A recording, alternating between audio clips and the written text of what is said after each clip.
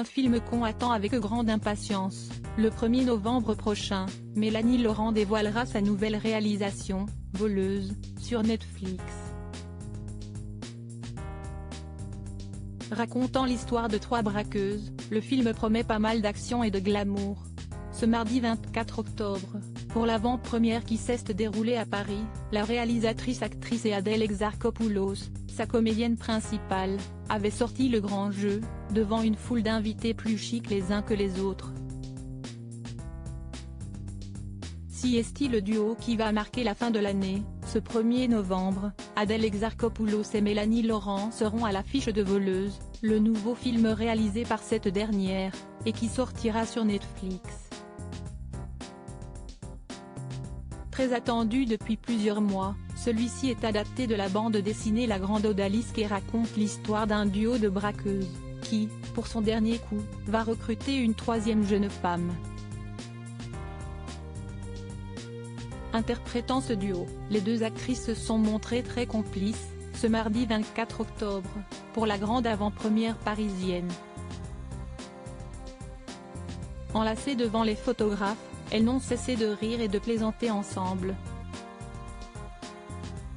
Rejointe par la jeune Manon Brèche, qui s'était fait connaître adolescente par ses rôles dans Clem et Plus belle la vie, mais qui joue surtout la 3e braqueuse à leur côté, elles étaient aussi particulièrement élégantes.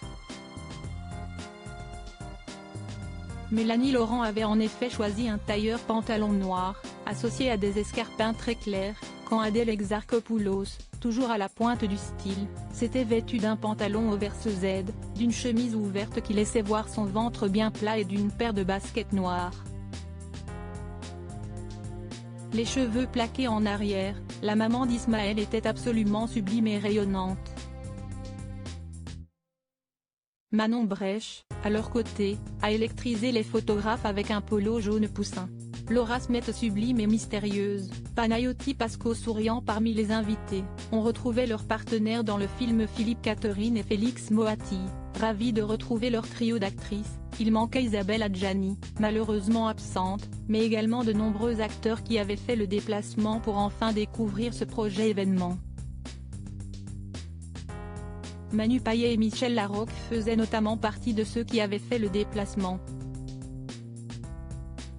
Caché sous sa casquette, l'humoriste et sa collègue, tout en blanc, ont même partagé le photocall.